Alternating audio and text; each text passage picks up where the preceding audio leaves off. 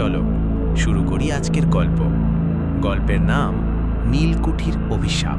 গ্রামের সীমানা ছাড়িয়ে শ্যামল জঙ্গলের ভেতরে দাঁড়িয়ে আছে একটি বিশাল ভগ্নদশা প্রাসাদ।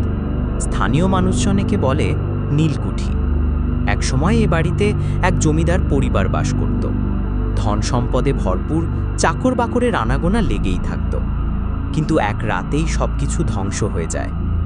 লোককথায় শোনা যায়, সেই রাতে আকাশ ছিল ঘন কালো, বজ্রপাত হচ্ছিল অবিরাম।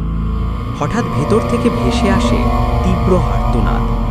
সকালে যখন গ্রামবাসীরা দৌড়ে যায়, তখন দেখতে পায় গোটা প্রাসাদ ফাঁকা। না জমিদার, না তার স্ত্রী, না চাকর বাকর, কারো হুঁদিস নেই। কেবল রক্তের দাগ আর ছিন্ন বস্ত্র ছড়ানো। সেই থেকে কুঠিটা অশরীরীদের দখলে চলে যায়। গ্রামবাসীরা বলে, রাত নামলেই বাড়ির জানালায় আলো জ্বলে ওঠে, শঙ্খ বাজে, ঢাকের শব্দ শোনা যায়। আবার মাঝে মধ্যে কারোর কানে আসে নারীর কান্নার আওয়াজ। গ্রামের মানুষ বিশ্বাস করে, জমিদারের স্ত্রী সাদা শাড়ি পরে এখনও বাড়ির বারান্দায় ঘোরাফেরা করে। বছর কয়েক আগে গ্রামের 5 জন যুবক সাহস দেখিয়ে বাড়ির ভেতরে ঢোকার সিদ্ধান্ত নেয়।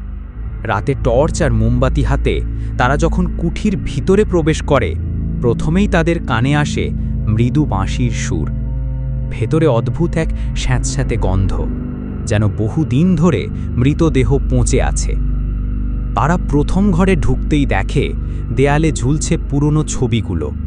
টর্চের আলো পড়তেই মনে হলো ছবির চোখ যেন তাদের দিকে তাকিয়ে আছে।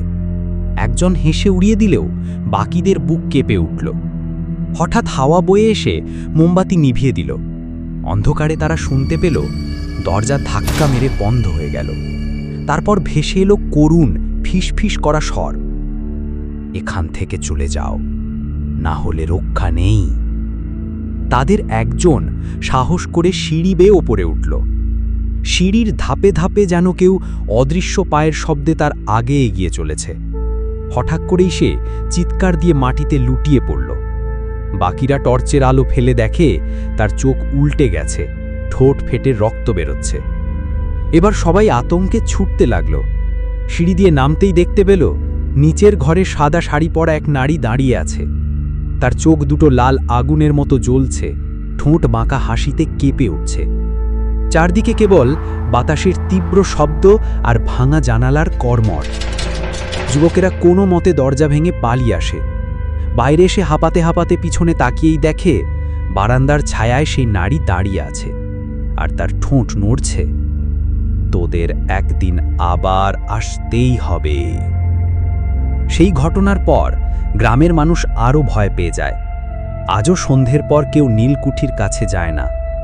ভোরের দিকে কুকুরেরা হঠাৎ একসাথে হাউমাউ করে ডাকে, যেন অদেখা কোনো শক্তির আগমন ঘোষণা করছে। লোকজন বিশ্বাস করে জমিদার পরিবারকে কেউ হত্যা করেছিল, আর সেই রক্তের বদলা এখনো শেষ হয়নি। নীলকুঠি তাই আজও অভিশপ্ত, যেখানে রাত নামলেই অদৃশ্য শক্তি জেগে ওঠে।